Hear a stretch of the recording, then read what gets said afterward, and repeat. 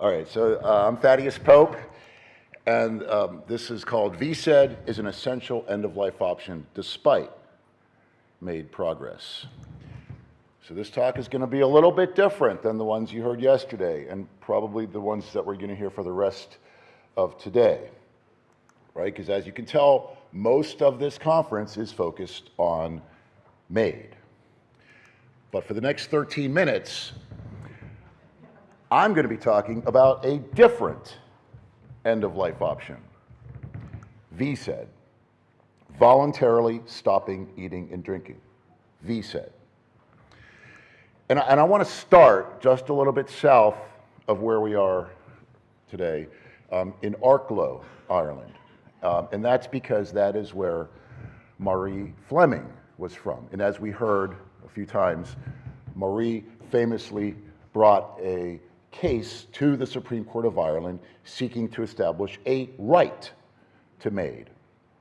Now, she was not successful. The court held that there is no constitutional right to commit suicide. Nevertheless, Marie still hastened her death. Now, that wasn't through MAiD, of course, but it was through a backup option, or you might say a second choice alternative. Very, very often, that backup option is V-SED. And I want to just give you a sense of this, right? So let's look at some other advocates from around the UK, right? Like Tony Nicholson, who brought his case all the way up to the European Court of Human Rights. Again, unsuccessfully, but Tony then hastened his death through V-SED. Or Debbie Purdy, who brought her case to the Supreme Court of the UK. Again, unsuccessfully, and then hastened her death through V-SED, right? In 2021, Jane Brooker. Earlier just this year, Wendy Mitchell, right? All used V-SED. Sorry, excuse me. I have to bring you back to what you said about Mary Fleming. Mary Fleming Right. did not use V-SED. Agreed, yes. But it's not just advocates, it's also lawyers like Monica Cook. It's math teachers like Jean Davies. It's the mother of an MSP, Elena Whitman. And it's even the aristocracy, like Lady Montagu, right? So those are just some cases of V-SED from Ireland and the UK. But if you look around, there's even higher measured level of prevalence in places like Germany and the Netherlands and Switzerland and even Japan, where this conference will be in a couple years. So just to recap right now, the key point is when MAiD is not available, people often turn to V-SED. So here's the roadmap in just two parts. First, what is V-SED? And secondly, V-SED matters even when MAiD has been authorized. So what is V-SED? This is an end-of-life option done by a patient with decision-making capacity, and they're able to take food and fluid by mouth, but they make a voluntary decision to stop doing that. So they say no food, no fluid, no thank you.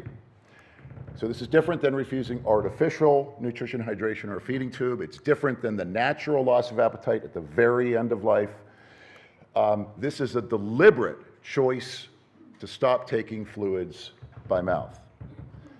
And the goal, the intent, the motive in doing that is to cause death from dehydration. And that, of course, will happen typically in 8 to 14 days. Now, there's a lot of confusion around V-SED. Yeah, enjoy this. It's not going to be so funny in 6 weeks. But there's a lot of confusion around V-SED. And it's because of headlines, very common headlines like this. War hero who begged for an assisted death starved himself for 8 weeks before dying, right? If it was for 8 weeks, that's not V-SED.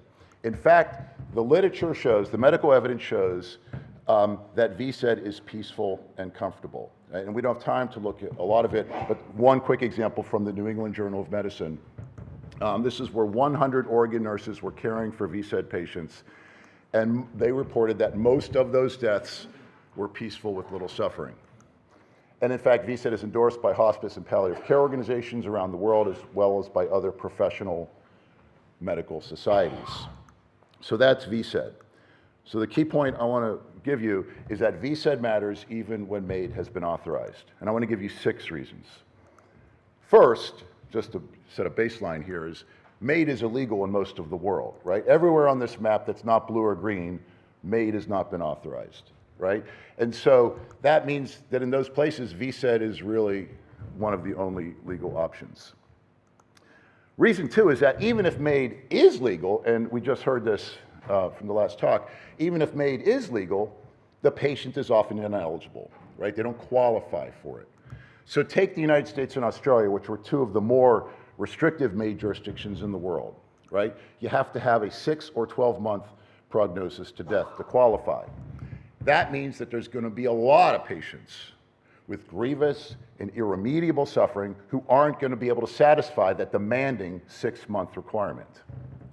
People with Huntington's disease, people with Parkinson's disease, people with chronic pain syndrome, people with completed life, and especially people with dementia, right? Because by the time you have a 6-month prognosis with dementia, you're not going to have decision-making capacity to request MAiD, and you're not going to be able to ingest the medications.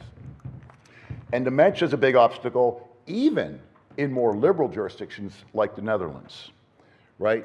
Where again, we see this equation work, which is when MAiD's not available, people turn to V-SED, right? And in fact, the measured rate of V-SED in the Netherlands is sometimes over 2%, right? Who's that 2%? That's dementia patients, right? That V-SED rate is almost half the rate of euthanasia in the Netherlands. So the point here is that V-SED eligibility is almost always wider than the rules for MAiD eligibility. Reason 3 is V-SED can make the patient eligible for MAiD. So it's not just an alternative to MAiD or a substitute for MAiD, it can be a bridge to MAiD, right? So in the United States, for example, you can start V-SED, and as soon as day 1, that makes you terminally ill, with a 6-month prognosis. You now qualify for MAiD and can get MAiD on day 2. In Canada, you might be on track 2 because of MAiD because your death is not reasonably foreseeable, but can start V-SED. Now your death is reasonably foreseeable, and you can qualify under track 1. The point here is V-SED can be a bridge to MAiD. Reason 4 is, let's say now that MAiD is legal and the patient is eligible for it, very often the patient still can't access it. Might be because of the mandatory waiting periods. More often it's because they cannot find an available clinician where they are located. So again, the point here is even if it's legally available, even if MAiD's legally available, it's often not practically available. Or even if it is practically available, V-SED is available far more quickly than MAiD is. So again, V-SED accessibility often wider than MAiD accessibility. And reason 5 is advance requests, okay? So even if MAiD is legal, even if the patient qualifies for it, and even if MAiD is accessible to that patient, there is a timing problem. Is that you almost always have to get MAiD when you still have decision-making capacity. And that's not so good for a lot of people because, take the case of dementia.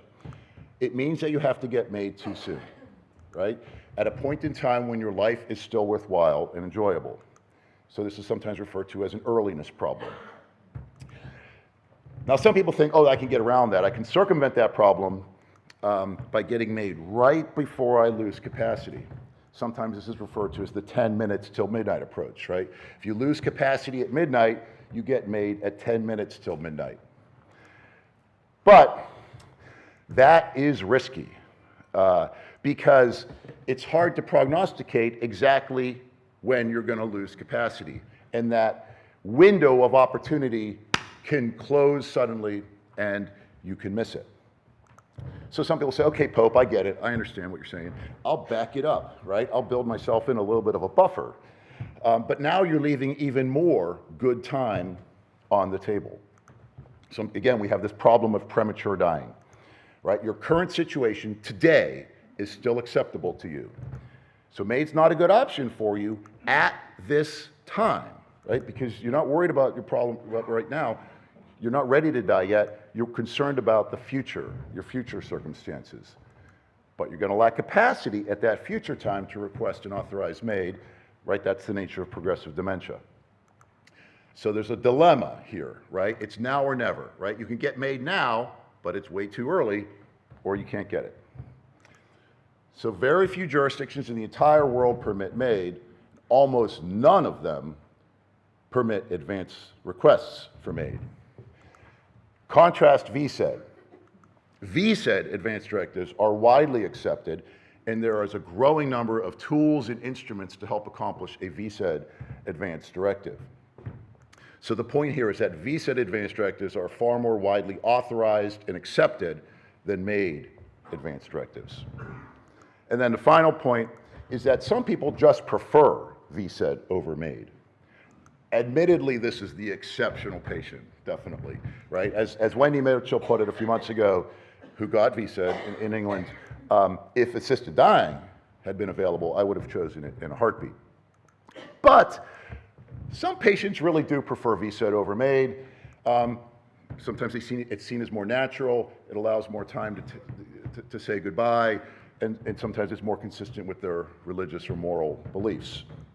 So just to wrap it up, V-SED has often and long been seen as just a stopgap, just a temporary fix, just a makeshift solution until we can pass that MAiD law. And my point here is that even with authorized MAiD, V-SED still matters. So let me just end with this. In 2022, some British end-of-life advocacy organizations called for more guidance on V-SED. That was 2022. In the past 2 years, we've actually done this. In the United States, we have new clinical practice guidelines for V-SED, and a number of Dutch medical associations prepared a wonderful book of guidelines on V-SED from just earlier this year. Those are good developments. That's good news. But we need to keep going on this, and we need guidance and guidelines on V-SED in Ireland and around the world. Thank you.